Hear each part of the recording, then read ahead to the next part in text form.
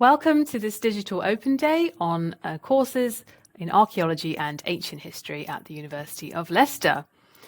I'm Selena Wisnom and I'm Director of our postgraduate courses here, and I'm here today to talk to you about two brand new MAs that we have developed. I'm the main point of contact, so if you have any questions about whether this course is right for you, or indeed while you are on the course, I will also be the person to talk to. So please do email me and I'll be very happy to have a chat. Today I'll give you an overview of the courses that we have, what it's like to study with us, and how distance learning works at Leicester. First of all, we have an amazing track record, both as a university and as a department, in teaching, research, and overall student experience. We rank highly both in the UK and internationally. You'll see we're top 10 in the UK for student experience. We're number 5 in the UK for our research quality. And so this means you can be sure you will be taught by world leaders in your subject. Most of the pictures you'll see in this presentation are of real people in our department. So these will be the people teaching you, the people who are answering your emails, meeting you on module chats, and guiding you through your studies. In general, it's the same team who deliver our campus-based courses, who deliver our distance learning courses. So the same world-leading academic staff are available to you. In research, we also have a world-leading reputation. 94% of research in our department is classed as world-leading or internationally excellent, according to the most recent government assessment of our research. Our school achieved 40th position in the QS Global rankings, showcasing our international reputation as well. So all of our academics are globally renowned researchers, experts in their subjects, and we also all have extensive experience teaching students via distance learning. All of our MAs are delivered by distance learning, and this is something we really specialise in. We've been teaching courses by distance learning as market leaders for the last 25 years. We're experts at it. We've designed our courses especially for this mode of learning. So which courses do we have? We've got two. The first one is an MA in Archaeology and Heritage, and the second one is the MA in Ancient History and Classical Archaeology. Now, both of these can be taken either as a full MA or as shorter versions of it. So you could do 4 taught modules without the dissertation that comes at the end, and you would get a PG dip as a result of doing that. Or if you just wanted to dip your toes in and try a couple of modules, you could just do 2 modules, and that would give you a PG cert at the end. And of course, if you're taking either of those 2 shorter options and decide that you want to upgrade to the next level, you're very welcome to do that at any time. The archaeology course caters more to people who want to work in the archaeology and heritage sectors, and it has more of a focus on methods where you can apply your own interests, whether that's specific regions you're interested in or periods that you're interested in. We'll give you the skills you need to investigate those. And the Ancient History and Classical Archaeology MA focuses specifically on the classical world of Greece and Rome and the societies that they interacted with. It combines studying ancient texts with archaeology to give you a really holistic understanding focused on this particular time and place in history. So that does include archaeology in it, but the Archaeology and Heritage course is broader and thinks about general methods that you could apply to a range of different case studies. So whether you're looking to extend your research interests or enhance your career progression, both of these courses would be for you. Looking now specifically at the Archaeology and Heritage MA, let's see what that involves in a bit more detail. This degree explores approaches to archaeological heritage, considering archaeology and heritage together. So it's about the impact that archaeology has in the world and how our past is displayed and understood today. And as part of that, you'll consider questions like, what is the role, value and impact of archaeology in our broader society? How should archaeologists present and communicate the past to the public? How can they design new archaeological projects to produce both new knowledge and real impact? And it's aimed at people who either have a degree or professional experience in archaeology already, who want to take their knowledge and experience to the next level and gain a higher level of expertise. Lots of our students use this degree as a springboard to get their next promotion at work or to go into a new career in this sector. These are the 4 modules that you will take, and everybody takes these modules. Where the choice comes in is in how you shape the assessments to your interests, because most of the assignments will allow you to tailor them to whatever it is that you'd like to explore and apply the new approaches that you've learned. Our students often do really well when they bring their professional expertise, whether that's knowledge of particular sites or just their own special interests, into the MA, and that gives you the scope to do that. So the modules are Archaeological Heritage, exploring what heritage means with case studies from around the world. And at Leicester, we really do have staff with a global range of expertise, which is one thing that makes this MA so exciting. You'll see case studies from many different contexts and many different time periods. Then we have Archaeology Matters, ethics and politics in the contemporary world. And this will ask you to consider what are archaeological ethics really, and also write an ethics application as part of the module. So that gives you this real practical experience as well as a really good theoretical understanding.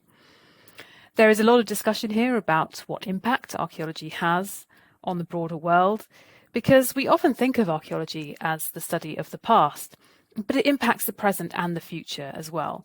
So in this module, you'll think critically about the social and political impact of archaeology and why it matters today.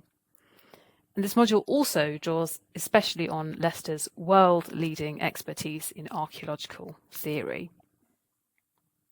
The next module you will take will be Landscape Archaeology, where you'll consider methods, theory and research design in this area. And the last module is Archaeological Project Management. And this is a really fantastic module that will guide you through how to design an archaeological project from the seed of an idea right through to how it's delivered, even through to how you would communicate it to the general public. Everything you need to know about how to manage a project from start to finish, which is incredibly practical. And that comes just before you start the core work on your dissertation. And the topic of that, of course, is completely up to you. Turning now to the Ancient History and Classical Archaeology MA, this degree focuses on the classical period as one of the most significant periods in world history. Here you'll explore the societies of Greece and Rome, but also those that they interacted with, to explore their influence on the past more broadly. And you'll also look at the legacy of the classical world and how it's shaped our thinking about the world today. Much of our Western European thinking is indebted to these classical societies even now and draws on the authors that you will study. So for this degree, you might already have a background in ancient history or a related discipline, like classics, classical archaeology, archaeology more generally, and you want to go deeper into your studies and increase your knowledge of this period. This course has got the same structure as the other one. Everyone will take the same 4 modules and then write a dissertation at the end. And the assessments will also give you the chance to follow your own interests and what excites you the most. First module, Text and Material Culture, is all about interdisciplinarity in ancient history. How do we use different types of sources? You'll study the relationship between ancient texts and the archaeological objects that are excavated, and learn the methodologies to combine both sorts of evidence into a holistic understanding of the ancient world. This is something Leicester has a particular reputation for being excellent at, so we are the ideal place to study this. Next is Encountering the Classical World, which is asking you to consider how is it that ancient ideas about politics, gender, race, slavery are still with us today and still shaping debates that we're having 2,000 years later. You'll gain an advanced knowledge of the development of classical societies, but also the classical tradition itself, because this module is really about how have our ideas about classical antiquity changed over time, and why do we study it the way we do today? It's giving you an understanding of the discipline itself. The next module, Writing the Past, is a really great one. Here you'll be engaging with 5 major historians who have produced texts which are central to our understanding of the ancient world. But of course, all of them produced these histories in very different ways.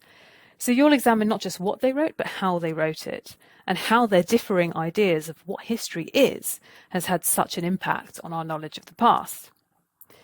You'll study these authors in real depth, and this module has got a really innovative assessment in it, where you'll have to describe something that's happened in the very recent past today in the style of one of these great authors.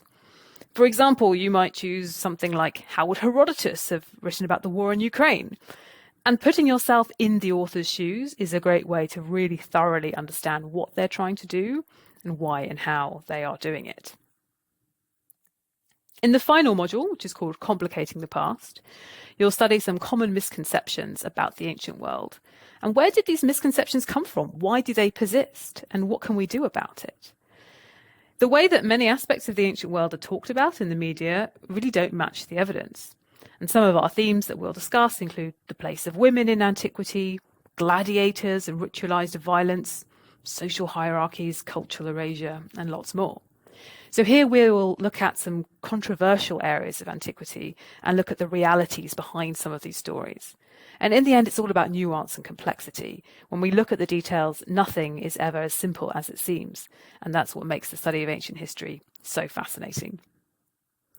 In this course, then, you're getting the skills of ancient history and classical archaeology in analysing different types of data and different types of sources in complex ways, and think about what the impact is of the ancient world on our world today. So how does distance learning work at the University of Leicester? Well, our MAs are all delivered by distance learning, and we have been doing this for more than 20 years at Leicester. We are really experts in delivering this type of learning. So the courses are all part-time and they're all flexible. So that gives you space to fit around you, your location, and whatever other responsibilities you might have. You can work through the material completely at your own pace. There's no requirement to show up at any particular time. You can fit it around your life and your other responsibilities, and you decide when you work and when it suits you best. You might have a job, for instance, and need to study in the evenings or the weekends, or maybe you work part-time and have varying hours with an unpredictable schedule. Maybe you've got caring responsibilities and your time to study is when the children are at school. But whatever your situation is, you have the flexibility to decide how to design your studies around your life. We have a virtual learning environment called Blackboard, where you can access all the material whenever you want. And the material is divided up into chunks of about a week at a time for what we recommend, for pacing your studies. And each week has got multiple elements that are all drawing on different types of learning. So there would be video lectures to watch. You would have some readings to explore with guided questions to help you think through the articles as you go along, and also research activities to actively pursue something in greater depth. We suggest a week at a time, but there is also some wiggle room for you to go faster or slower as your schedule allows. It's up to you to set your own pace. And these different formats means that there is a good mix in there, since people learn in different ways. The structure of the course overall goes a bit like this. So both courses are taught part-time over 2 years, and they follow this pattern of learning. The first module will start in September 2026, and you start with 6 weeks of guided study, where you have all the materials broken up into 6 individual weeks for you to work through, and then there is a pause for a reading and assessment week. So that will give you some extra time to do a bit more reading, explore things in more depth if you like. It might give you some space to catch up if life has gotten in the way a little bit, and also time to work on your first assessment, which is due a week or 2 after that. So we give you deliberately some space to focus for this. Then you'll start the next 6 weeks of guided study, And during that time, you'll get some feedback on your first assessment, so you can learn from it and make your next assignment even better. And that pattern is the same for every module. 6 weeks of guided study, 1 reading and assessment week, another 6 weeks of guided study, and then your final assessment. The next module starts in February, so that means you also have a little bit of a break spanning from just before Christmas to the beginning of February when it all starts again. There's time to follow up on more reading then, if you like, but also just to have some breathing space. It can be quite hectic if you're trying to study alongside working or caring, and this gives you some time off to make the pace of it all a bit more manageable. And that second module will be finished by the end of May. From June to August is the time when you will start thinking about your dissertation. This is when you'll start getting your ideas together and go through a structured process to help develop them. By the end, you'll write a proposal and start your reading, but you're not tied down at this stage. You have got another year to go, so if your ideas develop and change as you go through the rest of your modules, that's absolutely fine. The idea of this is just to get you thinking about it in plenty of time and get well organised. After that, you do your 2 final modules with the same pattern as before. That should say September 2027 for module 3. Apologies, because we're in year two now. And then June to August in the next year is when you'll come back to the dissertation and do the main bulk of the writing. You will have a supervisor who will guide you through the process and can answer any questions. And you are scaffolded by the work you've already put in the year before. So you will have a great plan in place. And actually all the work you've done so far will help you succeed with the dissertation, because you will be well used to thinking by this point about what makes a good question, what's a good piece of research, have plenty of practice analysing sources, and so on. Every module is going to have 2 assessment points, and the assessments you will do are quite varied. And this is to build up your skill set in different types of communications, including lots of real life scenarios like giving presentations, making communication plans, designing projects, ethic applications, as well as more traditional forms of assessment like essays and source critiques, which remain a cornerstone of academic work in these fields.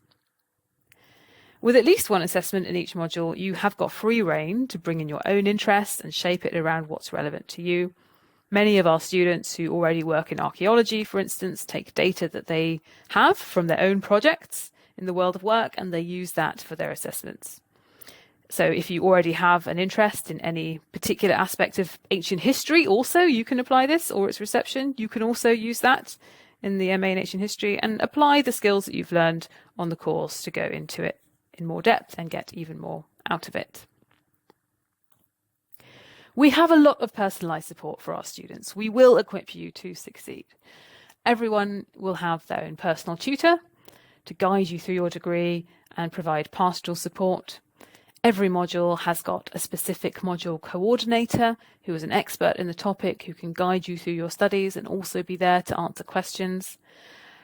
Even as a distance learning student, you will have full access to our library. We've got extensive digital holdings, of course, but there is also a postal service for physical books that can be shipped from the library to you when you need them. And on campus, we have got weekly research seminars from guest lecturers who come in, and those are also available to our distance learning students because it's all streamed on Teams, so you can participate from wherever you are. And finally, it's important to note that all the support available to campus-based students is also accessible to you. We have accessibility to help with various learning differences, counselling, financial advice, all of that you can also access. So what about after graduation? What can you do with these degrees? Well, many of our students use the degree as a springboard towards promotions, new jobs in archaeology and heritage sectors, career changes, while for other people it offers a route towards further study, perhaps. If you would like to do a PhD, for example, if that's where you want to take it, you will have lots of support The assessments will set you up really well in terms of the skills that you'll gain. Many of my personal tutees have expressed their ambition to get a PhD after doing this course, and we have had lots of students who have gone on to do this. But in terms of what people go on to do afterwards, I would just like to share this story with you from our student Charlotte, who's recently graduated, and she is here to tell you how doing this MA has helped her in her career in a very practical way.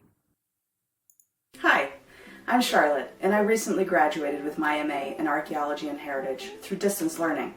I'm a cultural resources specialist at Summit Metro Parks, a county-level park district in Ohio in the United States. In the U.S., a graduate degree in archaeology or closely related field is required to be a principal investigator on cultural resources management. For me, pursuing an MA through a traditional graduate school wasn't feasible because it would require me to relocate and leave my position at the park district. Lester's MA through distance learning allowed me to stay where I am and also enhance my work at the park district through my educational experience. Because of that success, I was promoted from a part-time position to a full-time position, and I am now the lead investigator on one of our core community archaeology projects, which is centered in my dissertation research. I found it incredibly helpful to learn from tutors who are leading cutting-edge research in heritage management. Having a more global educational experience is an advantage. For example, one of my tutors shared their experience and insight in studying standing buildings through an archaeological approach. This is something that American archaeologists generally don't have experience with. I was able to use that instruction directly in my work here at the parks, and that has enhanced our conservation initiatives. I'd encourage prospective students at a similar stage in their career to really leverage their work experience to their coursework. The staff at the School of Archaeology are very supportive in you doing this. The combination of theory and practical application can make a huge difference in your career development and success.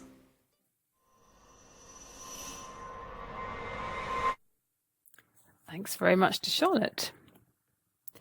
So, what do you need to get onto these courses? What we're looking for is a first degree with a 2-1 result in archaeology, if you are doing the Archaeology and Heritage MA, or in North America, anthropology we'd also accept, or a closely related subject. If you have a degree in another discipline and are looking to move into this field, then we have got the possibility of doing what we call a bridging module. And that gives you the opportunity to begin to develop your skills as you apply them to this new area, and for us to see that you have the ability to thrive and succeed in our courses at this higher level. So bridging module is a 3rd-year undergraduate module, and if you pass that, then you can move on to the MA course. But there's another pathway, which is that if you have 5 or more years of relevant professional experience, then we can also consider this on an individual basis. We recognise that people who've already worked in archaeology have a really good foundation for doing an MA, and we can consider that on a case-by-case basis. So if you didn't do so well when you were at university the first time round, but have been building your skills through practical experience, or if you went straight into the world of work, this offers a way forward for you. And we have had a good number of students who have come to us without any qualifications, straight from working in the sector, who have taken our courses really successfully. In ancient history and classical archaeology, there's a little bit more scope for undergraduate courses that are relevant. Maybe you have a degree in archaeology, classics, ancient history, anthropology again, or another closely related subject. And again, we offer this possibility of a bridging module if you have a first degree in a different subject. This is a really common pathway for a good number of our students if their first degree is in a different field, and that's true of both different MAs for archaeology and heritage and ancient history and classical archaeology. So we're looking for people who will thrive and achieve well on these courses. The MA is a higher level qualification and it is going to be challenging, but we're also flexible about assessing your skills at entry because we understand that people have different stories, different life journeys, and our DL courses are for people from all walks of life. We've always been passionate about opening up archaeology and ancient history to people from different backgrounds, so we have these ways of helping you access them. That's it from me today. But please do feel free to email me if you have any questions. Selena Wisnom, LSW14 at le.ac.uk. And you can also follow us on Facebook to see more of what we do. We are sitting within the School of Heritage and Culture, so have a look for our Facebook page there. Thanks very much, and I look forward to hearing from you.